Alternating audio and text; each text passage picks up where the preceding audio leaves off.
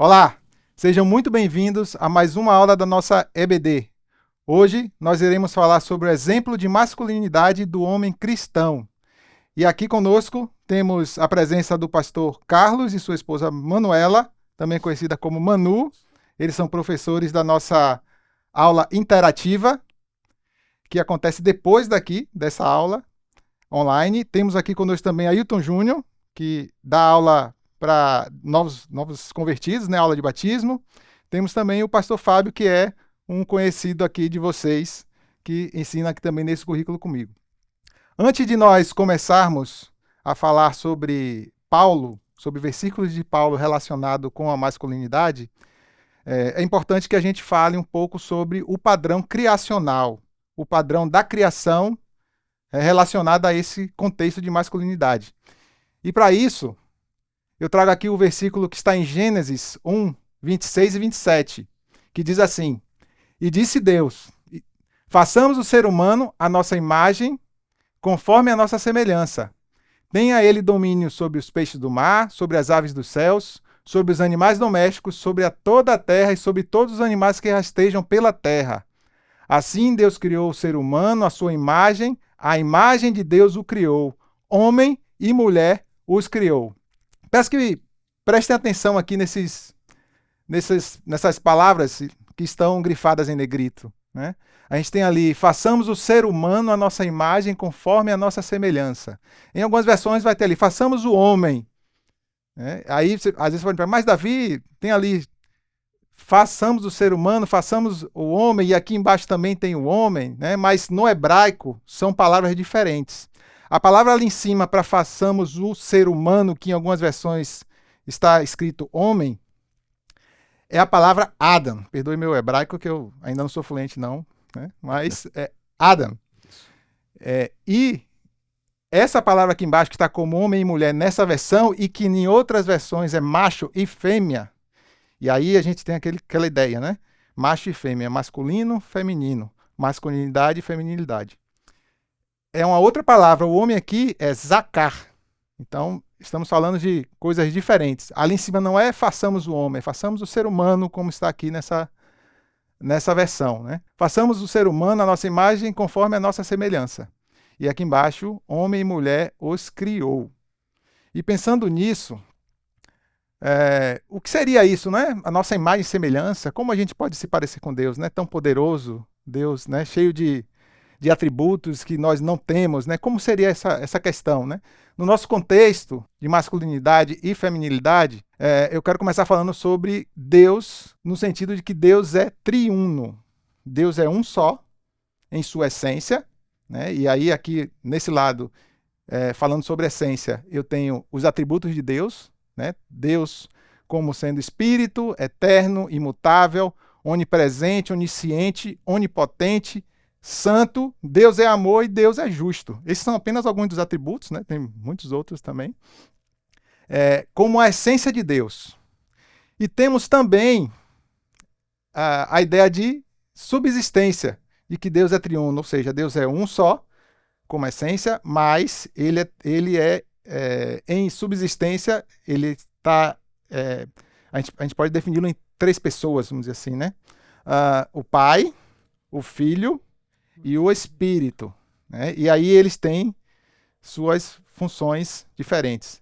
É um só em essência, mas tem suas funções diferentes. Eles têm o mesmo pensamento, né? A mesma direção, o mesmo propósito, mas eles atuam de forma diferente.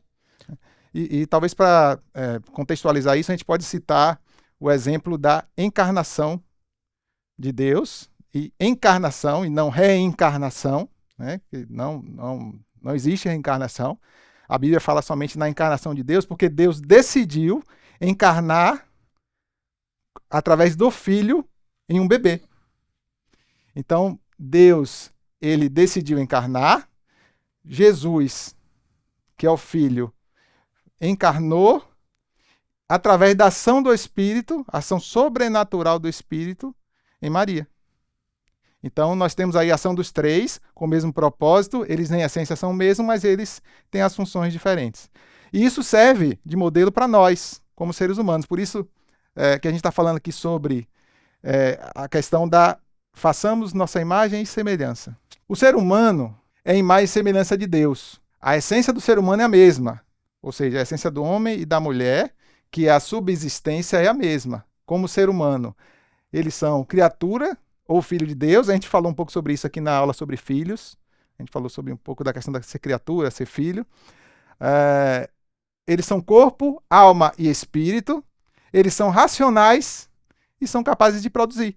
Né? Em essência, homem e mulher iguais.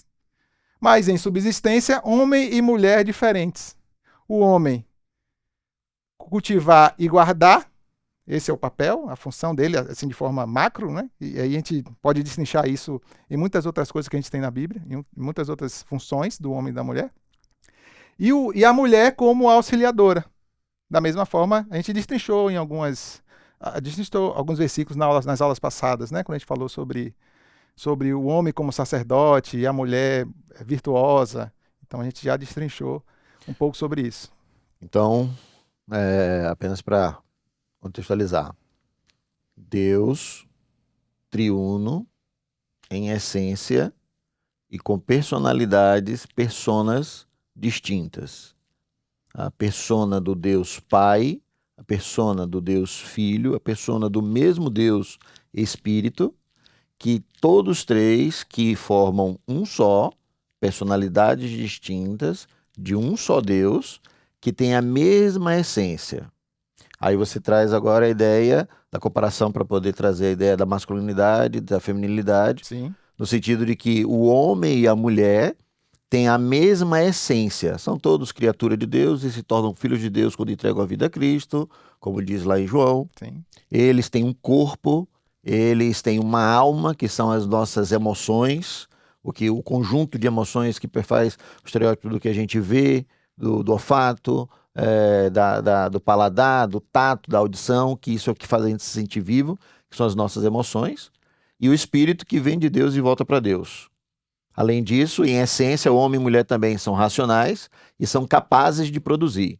Mas homem e mulher em subsistência, eles têm papéis distintos. Assim como também Deus tem papel distinto como Pai, Filho e Espírito Santo. Sim. Mesmo que seja a mesma essência. Interessante também é que esses papéis eles se complementam, né? Não há um inferior do que o outro, né? Isso. Assim como o Pai, o Filho e o Espírito Santo, os três atuam juntos numa única missão, homem e mulher juntos também. Isso. Na mesma Nós seres Atuam na humanos, a mesma gente missão. temos uma tendência muito grande de quando um tem uma qualidade e o outro não tem, a gente achar que o outro não tem é defeituoso. E não é isso. Um tem uma qualidade, o outro não tem, o outro tem uma qualidade, o outro não tem. Então isso, unindo, Complementa. é um complemento. É a complementaridade, que é justamente essa relação homem-mulher que a gente falou nas outras aulas também. Uhum. Né? Exatamente. Masculinidade bíblica. Tá bom, Davi? Você está falando tudo muito bonitinho da questão da criação. Mas e aí? O que é essa tal dessa masculinidade? Né? Na nossa sociedade, a gente tem dois conceitos extremos sobre isso. Né? Um conceito é que o homem é o oposto da mulher e o outro conceito é que o homem é igual à mulher. E a gente viu aqui, através dessa explanação da criação, que não é assim. Em essência, eles são iguais, mas em funções são diferentes. Né? A masculinidade, ela também não é machismo. O machismo ele é a distorção da masculinidade. O machismo ele é uma discriminação, né, de forma que a mulher acaba sendo inferiorizada, desqualificada. Então, isso é o machismo, isso não é. A masculinidade bíblica, ela é baseada nos princípios e valores encontrados na Bíblia, que, como eu falei, de forma geral, olhando para o padrão da criação, cultivar e guardar. E aqui estão elencados alguns pontos, inicialmente aqui alguns versículos de Gênesis, falando sobre essa masculinidade, né? Qual é a característica, o que é que o homem precisa fazer, qual o papel desse homem como um macho, né? Como diz lá no versículo de Gênesis que a gente leu agora há pouco. É protetor, o Gênesis 2,15. O Gênesis 2,15 diz assim: o Senhor Deus tomou o homem e o colocou no jardim do Éden para o cultivar e o guardar. Então, esse texto nos deixa claro que Deus criou o homem para prover também, para cuidar da sua casa, para cuidar da sua esposa, para cuidar dos seus filhos, para que ele, de fato, seja o cuidador do seu lar.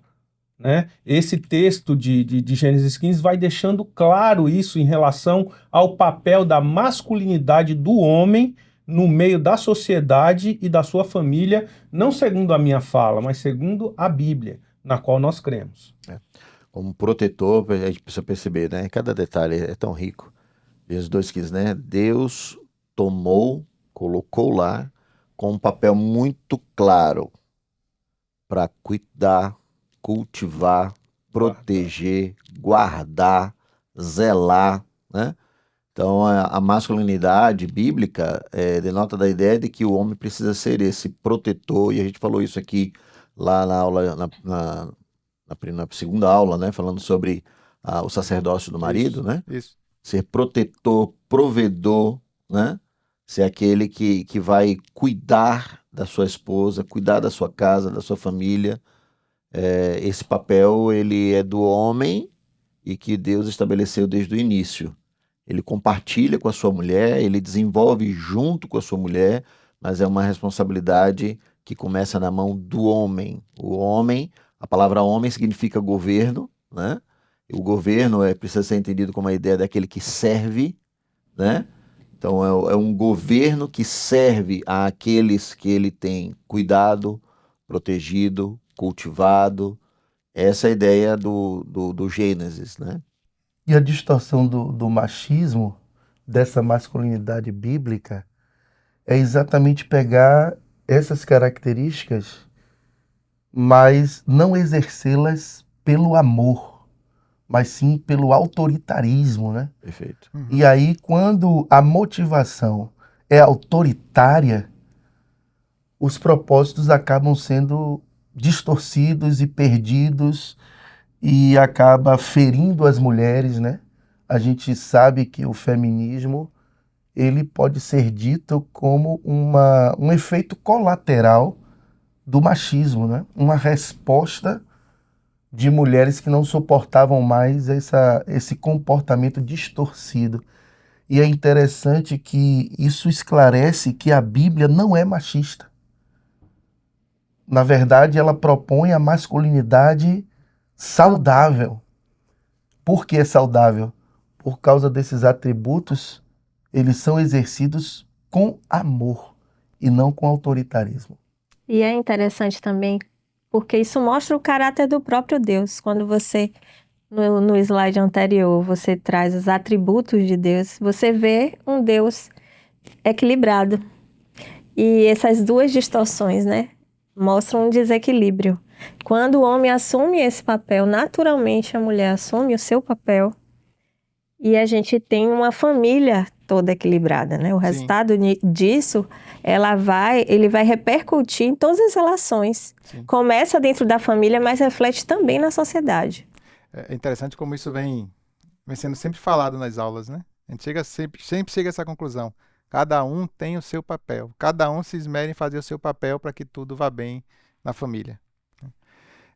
E aí, seguindo aqui com nossos princípios e valores, a gente fala sobre a liberdade, que é a capacidade de não ser escravizado pelo pecado. E aí tem uma referência em Gênesis 2,16 e 2,17 também, porque eles se complementam, a responsabilidade e a obediência a Deus.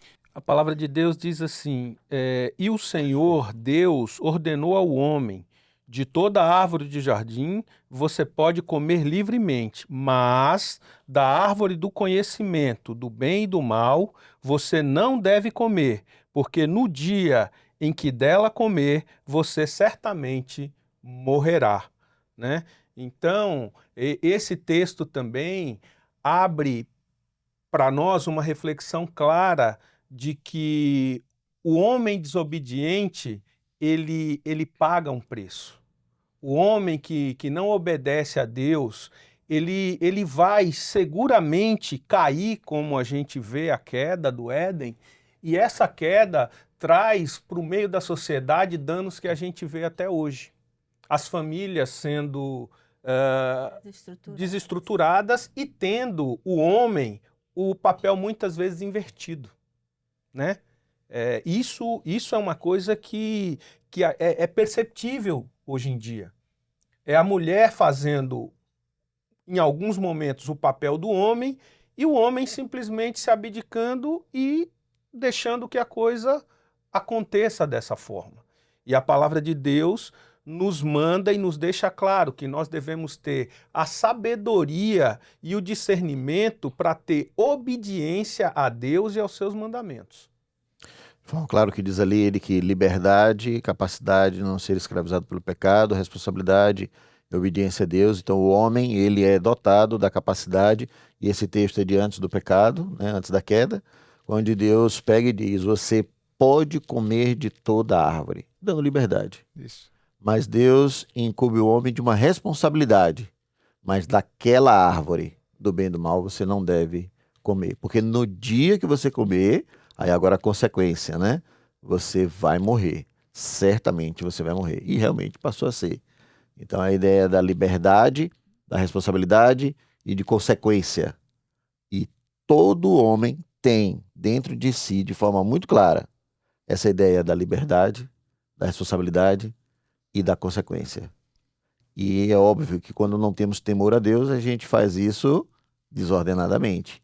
A gente acha que liberdade passa a ser uma libertinagem e passa a fazer tudo. Não contamos com a possibilidade da responsabilidade que está embutida com as nossas ações, e a consequência vem e a gente acha que faz fruto do acaso e não daquilo que nós cometemos de errado. Então, isso são princípios e valores que a Bíblia propõe para o homem, do que o homem deve ter dentro de si. E eu lembro de Paulo, né? Em 1 Coríntios 6,12, todas as coisas me são lícitas, mas nem todas convêm.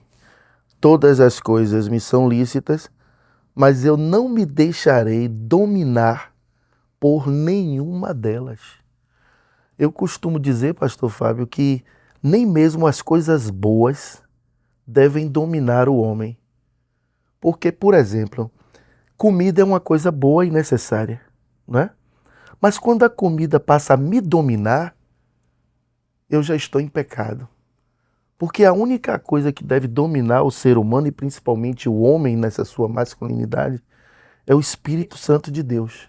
Exato. É a única coisa. O próximo princípio, valor, é sabedoria e discernimento, que está em Gênesis 2:19. A gente usa ele como base.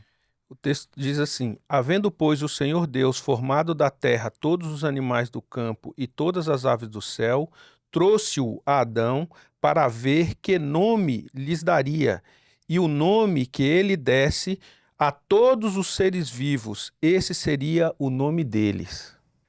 Ter consciência que a esposa é um presente de Deus. A palavra de Deus diz, Gênesis 20, né? Gênesis 2:20, o homem deu o nome a todos os animais domésticos, as aves dos céus e todos os animais selvagens. Mas para o homem não se achava uma auxiliadora que se fosse semelhante a ele. Então o Senhor Deus fez cair um pesado sono sobre o homem, e este adormeceu. Tirou-lhe uma das costelas e fechou o lugar com carne. E da costela que havia tirado do homem, o Senhor Deus formou uma mulher e a levou até ele. E o homem disse: esta, afinal, é osso dos meus ossos, é carne da minha carne, será chamada varoa, porque do varão foi tirada. É interessante isso. Quando eu leio, parece que eu estou vendo a empolgação, né, de Adão, quando ele diz isso. Osso dos meus ossos, carne da minha carne, né? Que maravilha, eu estava querendo... Apaixonou. Só estava vendo um monte de bicho aqui, Ficou agora... todo bobo. Ficou bobão. É importante a gente ver que quando Adão, antes do pecado, recebe Eva, ele chama ela de varoa, de Eva, né? E depois do pecado, então Adão pega e diz: foi culpa da mulher que tu me deste. Então, num determinado momento antes do pecado, Adão tinha alegria, essa que você está falando, alegria por ter recebido, né? E depois do pecado, como consequência do pecado, o homem então começa a transferir culpa, responsabilidade do seu erro. Porque a ordem, como Paulo bem diz em 2 Timóteo 2, a ordem foi dada a Adão. E Eva foi enganada, levada por suas emoções, né? Então, antes do pecado, a alegria, o contentamento, a mulher, a minha esposa, a Eva, né, a mãe de todos. Depois do pecado, a mulher que tu me deste. E hoje, né, depois da queda, a gente tem convivido com o pecado, essa é a nossa luta diária. A gente Exatamente. não tentar transferir responsabilidade, Isso. a gente não ser inimigo da sua esposa, né? É triste, às vezes a gente vê casos que parece que o casal está em casa como inimigo, Uma guerra. não como parceria, como parceiros, como a gente viu aqui, né? Eu lembro de uma Simplicidade. ilustração que eu acho que cabe aqui. Tem casais que jogam tênis, aquele esporte, né? E outros que jogam frescobol. Parece que a filosofia é a mesma, porque são duas raquetes e uma bola, mas não é. Uhum. Quem joga tênis quer derrotar a pessoa que está do outro lado para poder ganhar o jogo. Então, tem um que ganha e o outro que é derrotado. Quem joga frescobol, na verdade, é a dupla, né? Uhum. Então, quanto mais tempo a bola ficar no ar, a dupla ganha. Então, o ideal para o casal cristão, aliás, o bíblico para o casal cristão, é que eles deixem de jogar tênis, Uhum. disputar um com o outro, e passem a jogar frescobol. Irmãos, vamos jogar tênis, ou vamos jogar frescobol, perdão, com nossos cônjuges. Davi? Sim. E é interessante também, né? A gente tem visto o cuidado dos nossos pastores sempre falando em voltar às veredas antigas. E quando a gente volta a esse padrão, antes do pecado, antes da queda, a gente vê que Deus criou, em sua sabedoria, um casal segundo seu coração e uma relação que dá certo. Se a gente, enquanto casal, o homem tiver sabedoria, discernimento, obediência a Deus, e obediência a Deus significa obediência à palavra de Deus, ele sempre se firmar nisso, assumir o sacerdócio, como foi trabalhado na outra aula, a probabilidade desse casamento ser bem sucedido é altíssima. Não há como dar errado, porque Deus é um Deus perfeito, é um Deus de ordem. Muito bom, Manu. E quando o homem, por mais que ele cometa erros no meio da sua família, mas quando ele tem a Bíblia como referência, mesmo ele cometendo erros, ele deixa um legado e uma marca nos seus filhos. Eu tenho o meu cabeleireiro, é um colombiano. Sou barbeiro, pelo amor de Deus. Ok, o meu barbeiro. Por favor. Ele é um colombiano. Ele está falando sobre masculinidade. E ele me contando uma história, porque ele tem sede de aprender sobre a Bíblia, e ele estava me contando uma história do seguinte: o pai dele foi criado pelo avô dele, e o avô dele era um alcoólatra, mas o avô dele passava para o pai dele todos os princípios bíblicos, mesmo sendo um alcoólatra. E ele sempre dizia, o avô dele dizia para o pai dele, não olhe este erro que eu vivo cometendo, mas siga os ensinamentos deste livro. E quando ele conta como isso fez diferença na vida do pai dele, mesmo enfrentando todas as dificuldades, ele sempre teve a palavra de Deus como o maior exemplo. Ele não olhou o alcoolismo do pai, ele olhou essa referência que o pai dizia, olha, é um problema que eu tenho, mas esta palavra aqui é que vai salvar a sua vida. E é algo impressionante. Esse senhor passou por várias dificuldades, morou na rua, passou dificuldades, uma série de coisas, depois casou, constituiu família e vem passando isso para os filhos e netos. Esse é o poder da palavra, né? Porque, por exemplo, né, o exemplo ele também influencia e muito, né? Mas o poder da palavra é tão grande que, apesar, né, do avô estar em um caminho errado, a palavra de Deus sobressaiu sobre o exemplo. Mais alguns princípios e valores agora relacionados mais aqui às cartas de Paulo, né? Nós vimos aqui esses temas durante nossas aulas até aqui, e um deles é o sacerdote da família, né, o homem ser o sacerdote da família. Né? Temos lá em 1 Coríntios 15:3, Efésios 5:23, onde fala sobre isso, né, que Deus é o cabeça do homem e o homem o cabeça da esposa. Então, Assim como Cristo deu a vida pela igreja, o homem também dê a vida por sua esposa. isso. O sacerdócio só é completo quando o homem entende esse papel de dar a vida. Não é de ser o mandatário, não é de ser o autoritário, nem o autoritarista, mas de ser o sacerdote, aquele que dá a vida, que sacrifica por sua esposa. E a esposa, entendendo essa missão, ela vai ajudar o homem a vivenciar essa missão, de dar a vida por ela mesma. O senhor falou justamente sobre o amor sacrificial, né? Está aqui Sim. na nossa apresentação. Falamos também, né, na aula sobre filhos, sobre criar filhos na disciplina e admoestação sem irritá-los. Né? E aí, para saber mais detalhes sobre isso, né, porque isso às vezes gera polêmica, né? Como é que você vai admoestar e não irritar? Volta lá na aula 4, né? E tem mais detalhes sobre Quando a gente isso. falou sobre criando filhos para Deus e não para o mundo. Isso. Transmitir a fé. O homem como aquele que vai transmitir a fé, né, para os seus filhos, para as próximas gerações, e vai estar lá em Deuteronômio também, né? Vai lá falar da palavra o tempo todo, ao dormir, ao levantar, tudo, né? Botar no mural, nos umbrais das portas. Então, esse é o papel, né, também, que tem a ver com tudo isso com o sacerdócio, né? Sim. Davi, fim e das o contas. homem, ele pode, por exemplo, ele pode dar exemplo transmitindo para a sociedade a sua fé em pequenos detalhes. De vez em quando, eu tenho algumas reuniões de almoço com fornecedores e tudo, e todas as vezes que eu sento com eles, a primeira vez que eu sentei para orar antes de comer, eles estranharam um pouco. Na segunda vez, já havia mudado. Na terceira reunião, já veio deles o seguinte, ó, ninguém come antes do Ailton orar.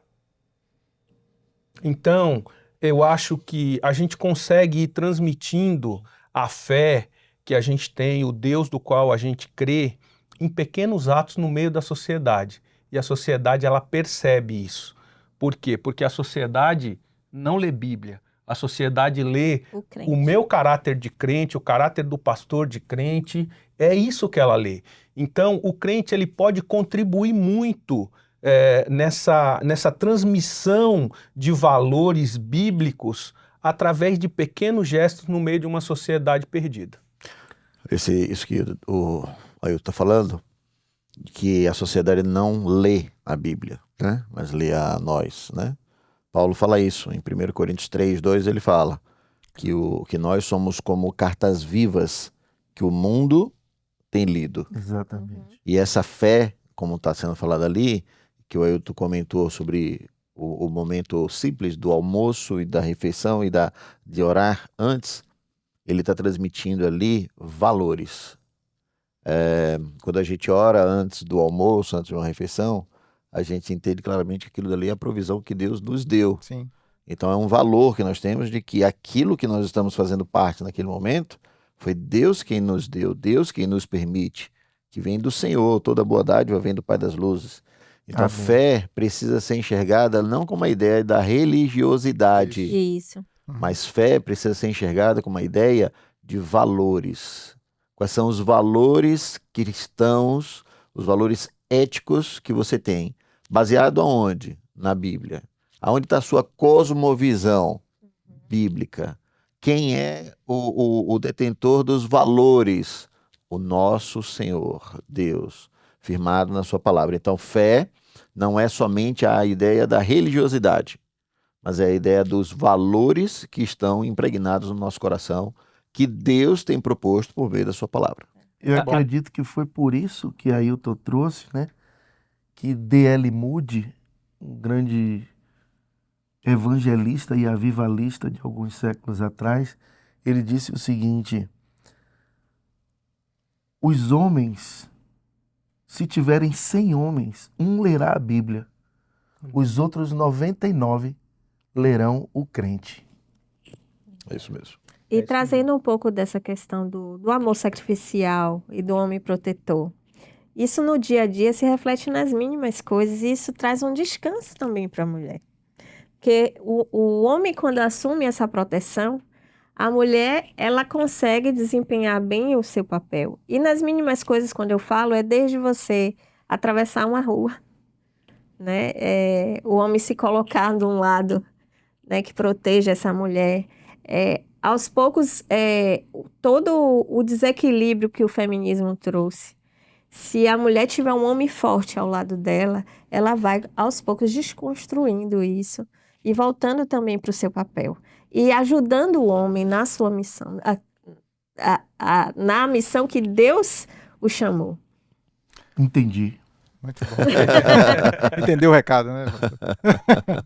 E em cima disso que a irmã acabou de falar, é interessante que o homem, ele pode, dentro do seu casamento, transmitir segurança para sua esposa em pequenos detalhes, em pequenas conversas claras.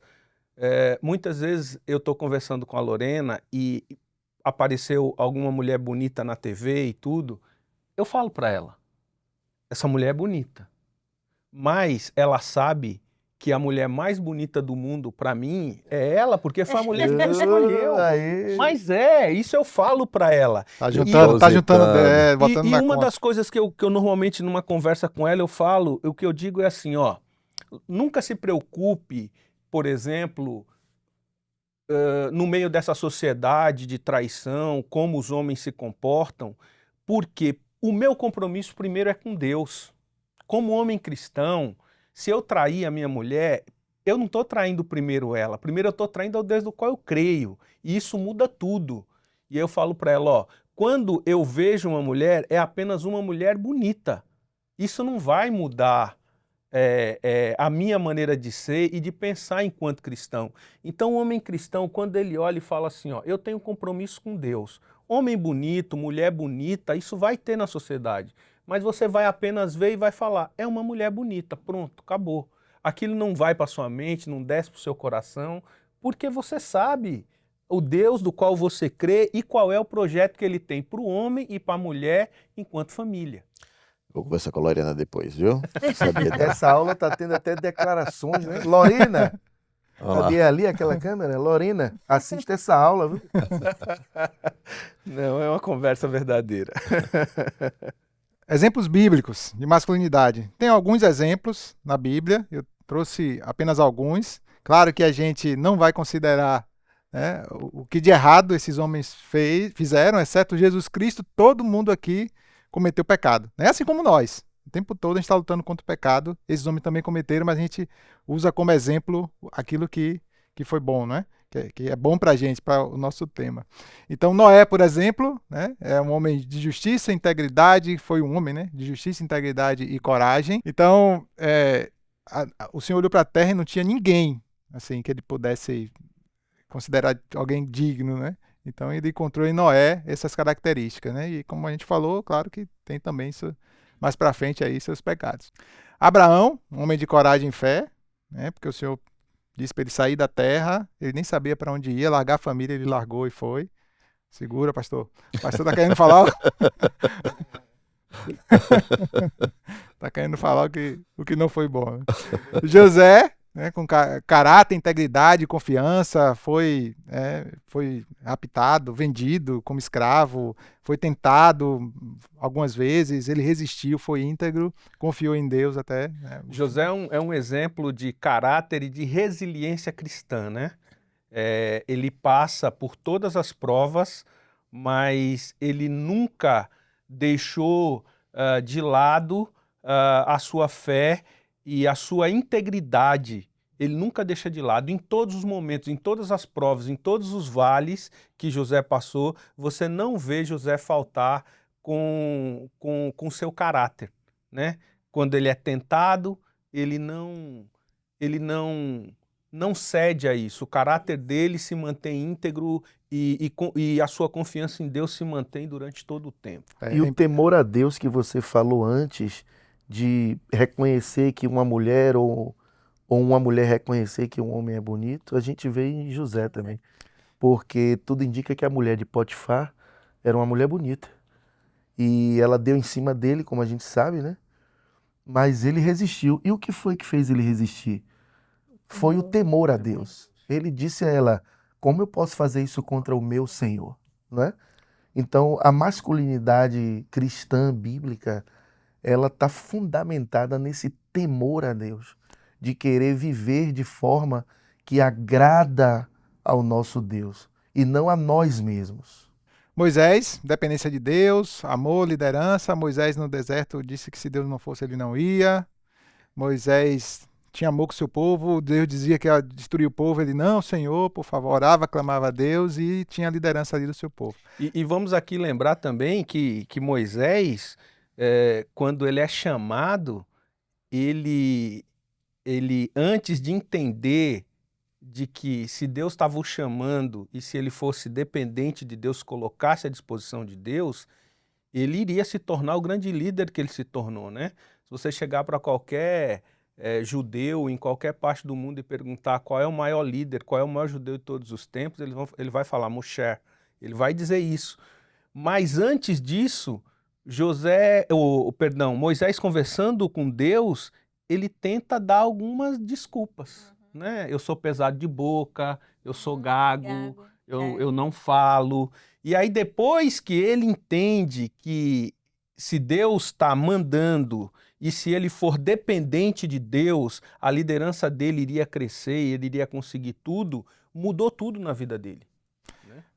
Davi, né? A gente sabe da história de Davi, coragem, coração adorador, dependente de Deus também, né? Temos ali muitas histórias de Davi com esses atributos. Jesus Cristo, né? O único aqui dessa lista que não pecou e ainda levou nossos pecados, né? Com amor incondicional, sacrificial, se deu na cruz por nós, com coragem de se entregar na cruz, clamou ao Pai, inclusive, se possível, passa de mim esse cálice, mas que seja feita a sua vontade, e ele seguiu, né? Compaixão, gentileza, serviço e liderança. E Paulo, com amor também, coragem, serviço e liderança, né? Paulo, ele se esforçou muito também, deu a vida dele para que o evangelho fosse pregado a toda criatura, né? Aos gentios, né? Principalmente. E por isso que hoje nós também temos o conhecimento da palavra. Davi, é interessante a gente ver nessas pessoas, né? Que são homens de Deus, né? Com exceção de Jesus Cristo, que é o próprio Deus. E isso nos remete à aula sobre jugo desigual. Porque não adianta a gente também procurar essas características num homem que não tem a cosmovisão cristã, né? Então, é muito mais provável que a gente vai encontrar, e certamente vamos encontrar, naqueles que realmente temem ao Senhor e obedecem à palavra. Porque se a mulher buscar este homem protetor e provedor em um homem que não tem a cosmovisão cristã, ela vai ter muita dificuldade. E às vezes até dentro da igreja tem que tomar cuidado. Me perdoe, tem que chamar atenção para isso. Porque não é porque a pessoa, aquele rapaz ou aquele homem está na igreja que necessariamente ele já se entregou incondicionalmente ao Senhor, né? Então, achar um homem assim não é só porque ele está na igreja. Ele está na igreja, mas tem que procurar direitinho. E o exemplo para os jovens com relação à masculinidade, né? Aquela questão dos mais velhos ensinarem os mais jovens e isso ser propagado, né? A masculinidade bíblica. Paulo escreve para Tito, no capítulo 2, versículo 2, assim: quanto aos homens idosos, sejam moderados, respeitáveis, sensatos, sadios na fé, no amor e na perseverança. E em Tito 2, 6, 8, diz assim: do mesmo modo, quanto aos mais jovens, exorte-os para que em todas as coisas sejam moderados. Seja você mesmo um exemplo de boas obras. No ensino, mostre integridade, reverência, linguagem sadia e irrepreensível, para que o adversário seja envergonhado, não tendo nada de mal a dizer a nosso respeito. Estamos chegando ao fim de mais uma aula. Nesse momento irá aparecer na tela um QR Code para que você possa apontar no seu celular e ser direcionado para a aula interativa. Também no chat estará um link para que você acesse essa aula e lá estarão os professores, o professor Carlos, a professora Manu. Eles vão estar lá para que possa tirar mais dúvidas, para que vocês possam aprofundar um pouco mais o assunto e trazer até coisas que nós não abordamos aqui. Que Deus nos abençoe e até a próxima.